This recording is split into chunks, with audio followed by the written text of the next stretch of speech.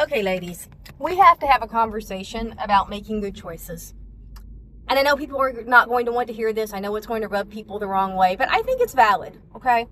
And I want to make a couple of caveats at the beginning of what I'm about to say. What I am about to say is directed at women who have non-abusive relationships with a man who they have chosen to have children with, or maybe not had children at all. I'm not talking about anybody in an abusive relationship. I'm not talking about anybody who is in danger. And I am not talking about anybody who got pregnant by accident and was unable to make a choice about that, right? So I'm really specifically talking right now to women who chose a man, chose to marry him, and chose to have children with that man, okay? I understand there are people who are in abusive relationships that they cannot safely leave. I understand there are women who cannot make choices about their body because of where they live. I'm not talking to you, okay? This is a conversation about the average woman dating the average man and having an average family plan, because these people have a trend that we need to discuss, okay? I'm a woman. I'm in my mid-40s. I know a lot of other women in my age range and younger. And I see this all the time where these women who have chosen to marry and or chosen to have children with a man complain constantly about how they, quote, have to do all the cleaning, have to do all the cooking, have to do all the child care. They're constantly complaining about the men in their life who do not pull their weight. Guys, listen, I get it, but no one is making you do these things. You are choosing to do these things. You cannot choose to live a lifestyle and then complain about that lifestyle. My mother used to say, don't complain about your husband, you picked him, okay? If you picked him, and this is not a man that you are unsafe with or that you are in fear of leaving, stop settling for a man who does not pull his weight, okay? You have choices in this. And I'm going to tell you another story about my mother. My father was is a really good man. He's still alive. He was a really good man when I was a child, is what I'm trying to say. And he was a kind man and a compassionate man and a good husband and all of those things. But because of his generation, he still had it in his head that men work and they come home and maybe they do the yard work or things like that, but they certainly don't do the cooking and the cleaning and these types of things, okay? I don't hold that against him. That was just his generation. He wasn't raised with that value system, okay? So my mother, who also worked full-time and did the same job as he did, because they met working at the same job, right? So these people have the same job, the same responsibilities, make the same amount of money, all of these things, right? My mom would go to work and then she would come home and she would cook dinner and she would do everyone's laundry and she would clean the house and all of these things. And one day when I was probably 12, I said, Mom, feminism didn't do much for you, did it? And she cocked her head to the side and it's like, what are you talking about? I said, well, think about it. You know, I mean, if you lived in 1950, you'd still be doing all the cooking and the cleaning and the laundry, but you wouldn't be having to do it after you've been at work for 8 hours and you're dead on your feet. Like, you'd at least have all day to sit at home and get it done. But now you do everything Dad does and then you come home and have a whole nother job. I don't understand how feminism benefited you in that regard. Mind you, I was 12. So she says, you know, honey, that's a good point. And about 2-3 days later, she called a family meeting. And she sat us all down at the kitchen table and said, listen, it has come to my attention that I have 2 jobs and your father only has 1. So I want to explain something to you guys. And she points to the refrigerator and she says, this box is full of food and that thing next to it produces heat. And if you put those 2 things together, great things can happen, okay? And then she stood up and she said, follow me. And we walked down the hallway to the laundry room and she said, this machine washes clothing. This other machine dries that clothing. And if you put them together, great things happen. I want you guys to understand something very clearly.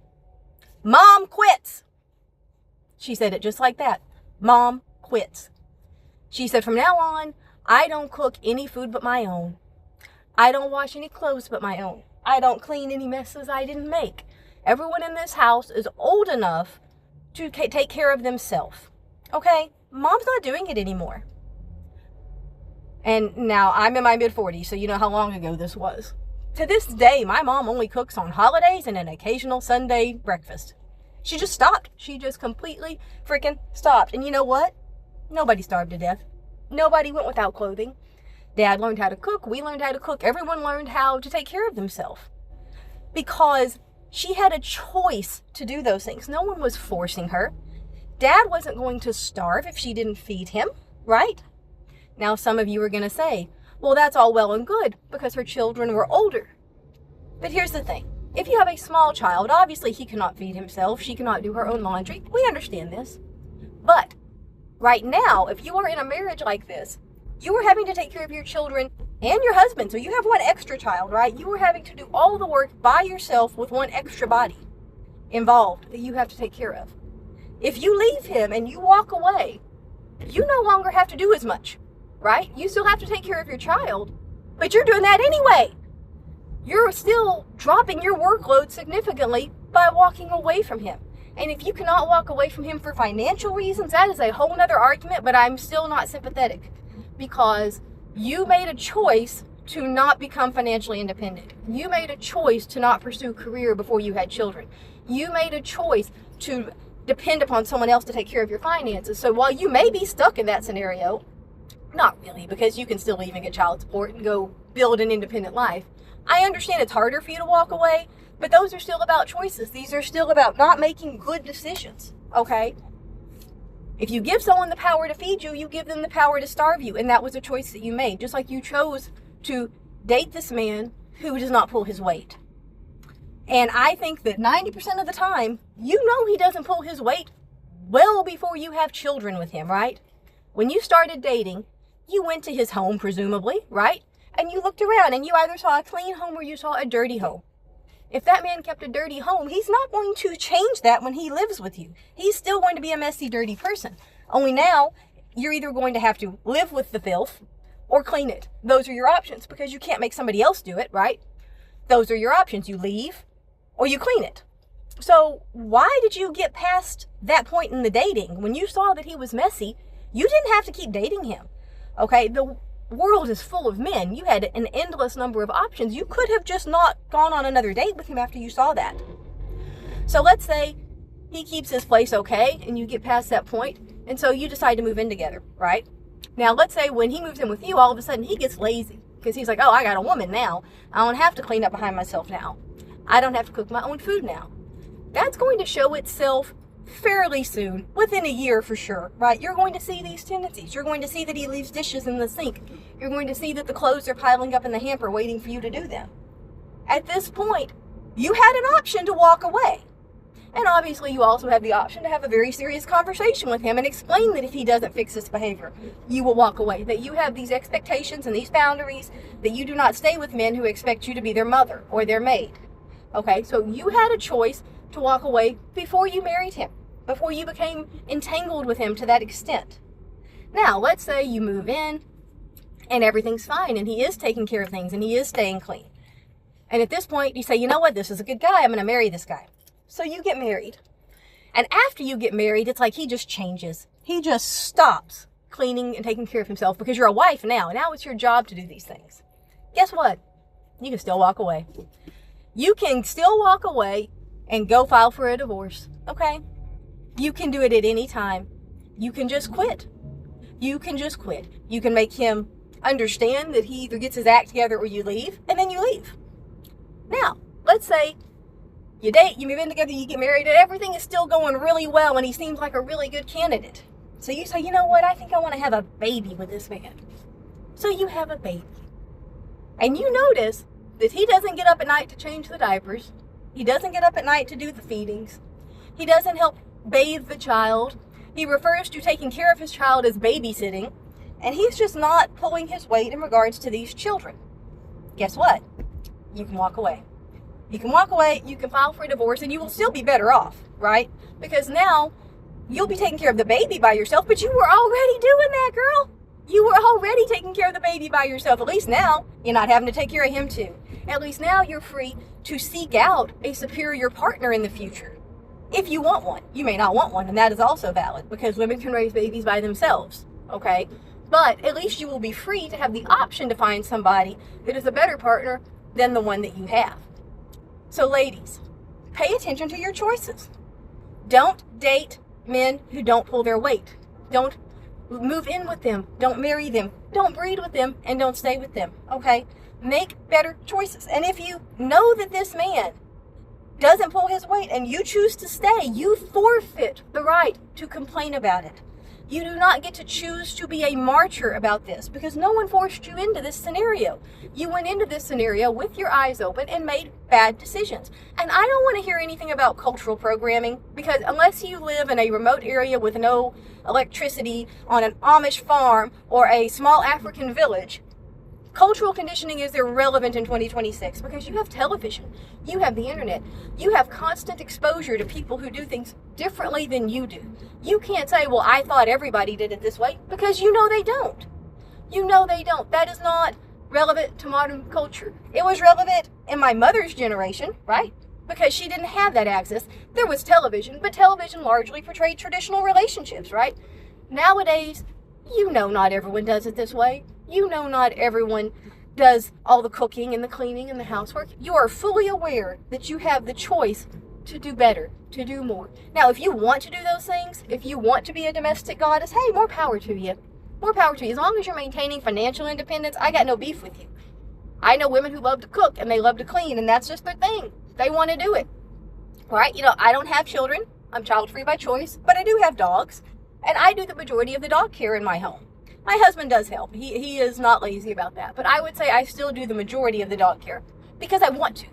It makes me happy. I enjoy doing those things, right? I'm not being forced to do them, quote unquote.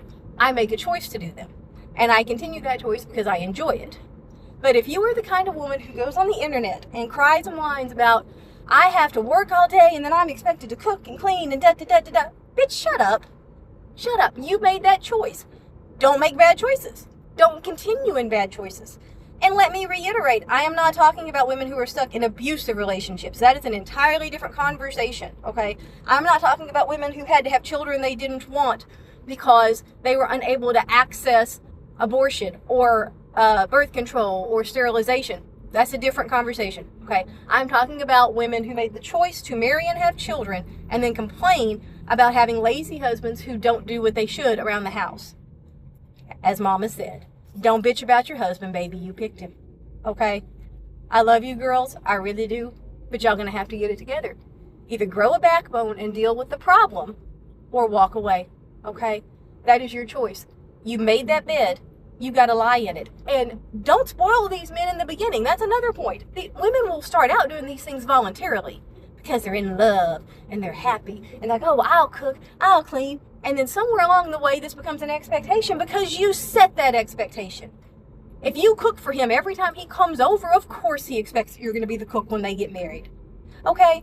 If you are constantly cleaning up behind him, of course he's going to expect you to do this after you're married. Have some common sense. You know what? If my guy leaves a glass sitting on the bedside stand, I look at him and I say, hey, you see that glass?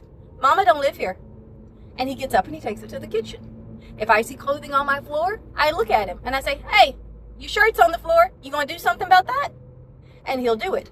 But if you were to just go behind him and do those things for him, he would never learn that independence. So if he is a really awesome guy in every way but this one, and you think he's worth teaching, try to teach him. Okay, that's on you. You can make that choice.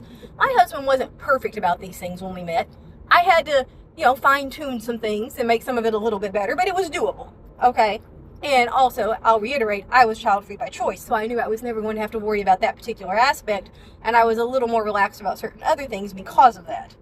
But all you have to do is stop setting up the frying pan on the stove. Stop picking the laundry up. And people will make this complaint, well, then I'll just have to live in filth. No, because you can walk away.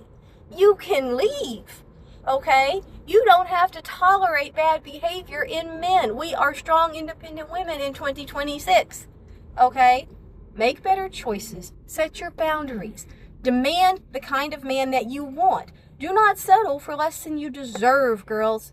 You don't have to anymore. You don't need a man to pay your bills. You don't need a man to buy your home. You don't need a man for anything. If you have a cordless drill and a step stool and a vibrator and the phone number of a good handyman, you don't need a man for anything. If you want children, you can go to the sperm bank and get that. Okay, sperm is not hard to find, honey. That shit is free range. Dick is everywhere. Okay, you do not need a man. You can be happy without one. So if you can't find the perfect one, be happy alone. Okay, stop being independent. Stop being codependent with these men. Stand up for yourself. You can do this. You got this. Okay, that's my rant for the day, ladies. Good luck out there. Take care of yourselves. Don't let these men walk on you.